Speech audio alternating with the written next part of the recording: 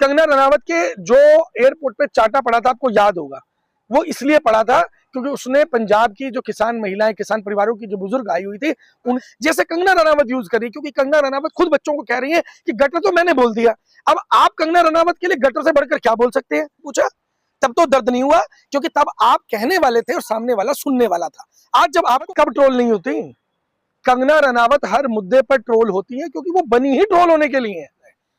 मात्र एक एंटरटेनमेंट का साधन है। जब कुछ नहीं होता ना, कि जब कुछ बोलने के लिए नहीं होता, तो कंगना रनावत को बोलते थे कि जाओ तुम बोलना शुरू कर दो, तो वो अनाप शनाप जो उसके मन में आता है वो बोलना शुरू कर देती है, किसी के बारे में बकवास करनी शुरू कर देती। माननीय सांसद को अगर अपनी भाषा के बारे में नहीं पता कि मुझे किस भाषा का प्रयोग करना है देश की जनता के साथ, यह है कि भाजपा से जुड़े हुए अधिकतर लोग केवल भाजपा की भक्ति करते हैं, और देश से कंगना रनावत को यह कहना चाहिए था कि मीडिया अपनी भाषा को सुधारे, वहां पर तो वो सुधारने को तैयार नहीं है। वो जो जेन ज़ी है उनको कह रही गटर छाप जनरेशन, कैसे देख रहे हैं? देखिए, कंगना रनावत के ऊपर ना कभी कभी तो हमें ऐसा लगता है कि एक मजाक कर रही हैं, जैसे कि कॉमेडियन को पार्लियामेंट के अंदर भेज दिया गया हो। मतलब वो जेन ज़ी ने एक इतना सीरियस आंदोलन किया, अब केवल अपनी मांगों को लेकर आंदोलन नहीं किया, उन्होंने पूरे देश के बच्चों के भविष्य के साथ जो खिलवाड़ हो रहा था, जो मजाक हो रहा था, जो आने वाली जनरेशन को, अल्फा जनरेशन जो आने वाली है, केवल उन्होंने जेन ज़ी ने अपने लिए नहीं, अल्फा जनरेशन को भी बर्बाद होने से बचाने के लिए ये आंदोलन किया। उन्होंने ये आंदोलन किस लिए किया? जो देश के अंदर किसान आए थे, जिनको कुछ प्राप्ति नहीं हो पाई, तरह तरह के आंदोलन हुए, हमारे देश की पहलवान बेटियां जंतर मंतर पे बैठी, उनको कुछ प्राप्ति नहीं हुई, ताकि ये जो आंदोलन था इसको उन जेन ज़ी ने सक्सेसफुल करके दिखाया। वो तो ये कहती हुई नजर आ रही है ना कि आंदोलन तो हमने भी किए थे, हम भी छात्र रहे थे, लेकिन इस तरीके की भाषा और जिस तरीके से अमर्यादित शब्द यूज किए छात्रों ने, वो गलत है। देखिए, लोकतंत्र के अंदर ना ये मर्यादित और अमर्यादित कुछ नहीं होता। लोकतंत्र के अंदर आपको अपने विचार रखने का स्वतंत्रता से पूरा अधिकार है। हाँ, किसी के वो शब्द अच्छे हो सकते हैं, किसी के बुरे हो सकते हैं, वो तो आपकी अपनी चॉइस है। और आज की तारीख में आप मीडिया की बात करें, कौन सी चाटुकारिता नहीं कर रहा है मीडिया।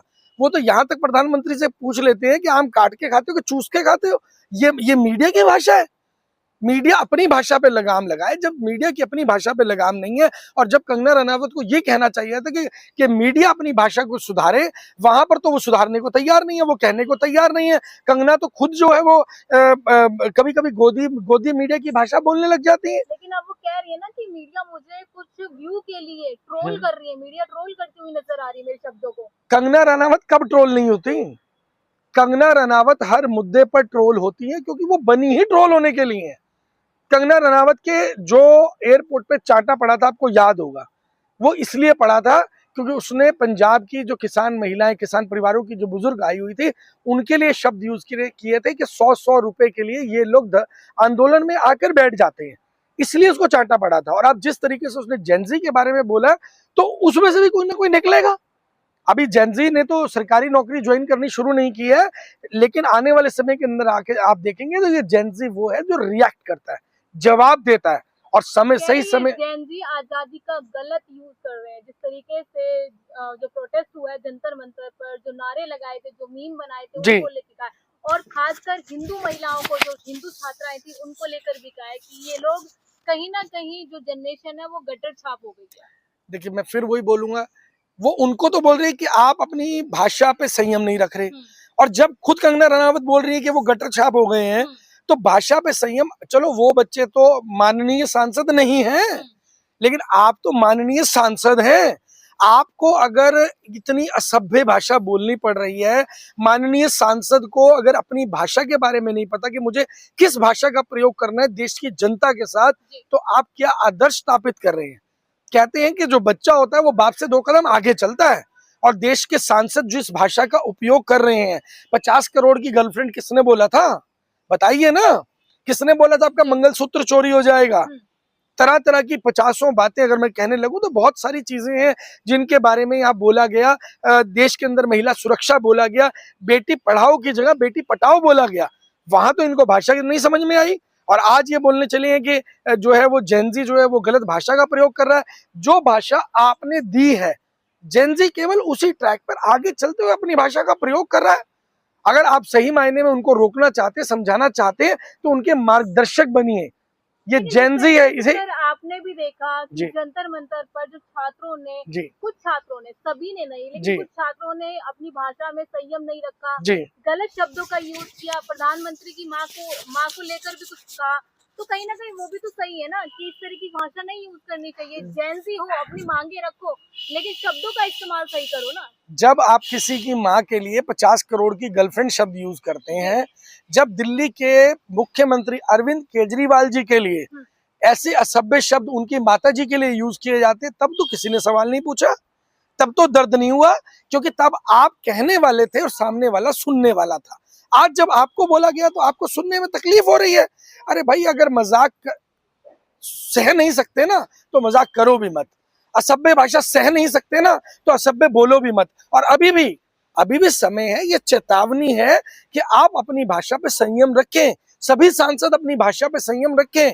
नहीं तो जिस तरीके से जेनजी की बात करें, अभी जनरेशन अल्फा आ रही है, वो इससे फास्ट है।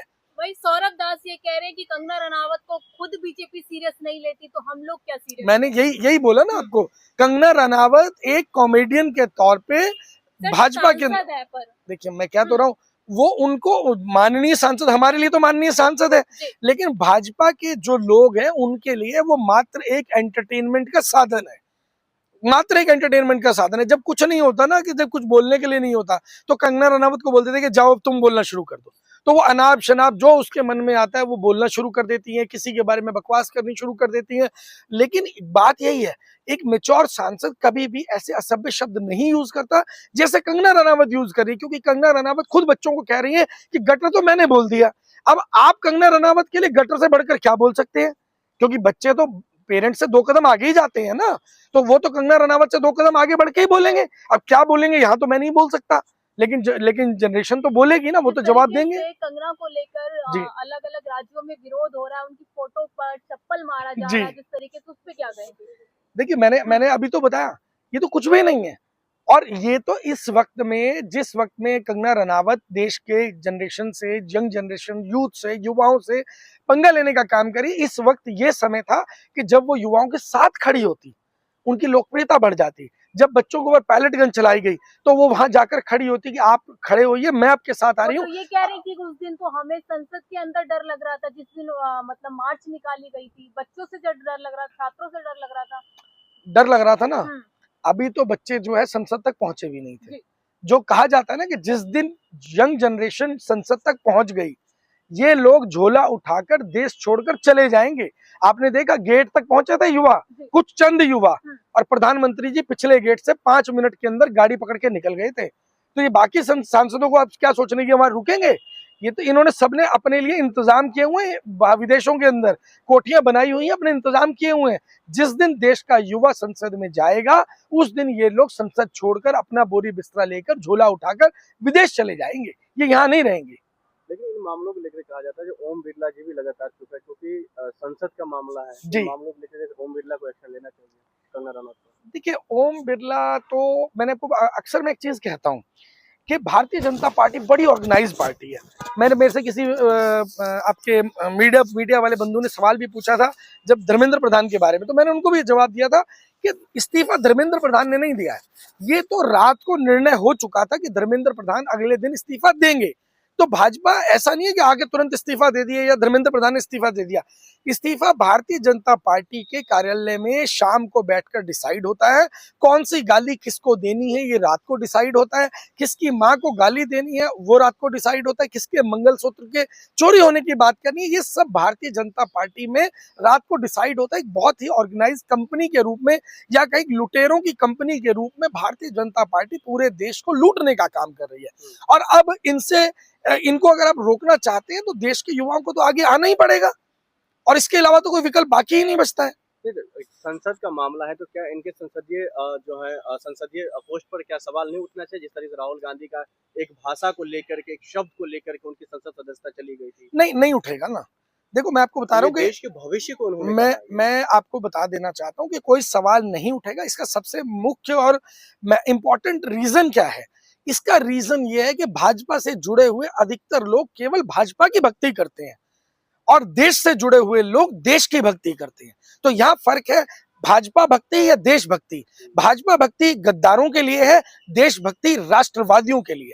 तो अगर आप अगर असली राष्ट्रवादी हैं, देशभक्त हैं, देश से प्रेम करते हैं, शहीद आजम भगत सिंह से प्रेम करते हैं, देश के उन महान क्रांतिकारियों से प्रेम करते हैं जिन्होंने देश के लिए बलिदान दिया, जिन्होंने आजादी खैरात में नहीं ली। जैसे कंगना रनावत ने बोला कि 2014 में हमें आजादी मिली, उनको तो आजादी खैरात में मिली थी। ये इन्होंने तो गोडसे ने गांधी को मारा और उसके बाद में ये थोड़ी बोला कि हमने राष्ट्रपिता महात्मा गांधी को मारा। इन्होंने स्वीकार नहीं किया। ये तो आज भी गोडसे को नतमस्तक होते हैं, मुंह में राम और बगल में छुरी रखते हैं। नहीं, कंगना रनौत का ये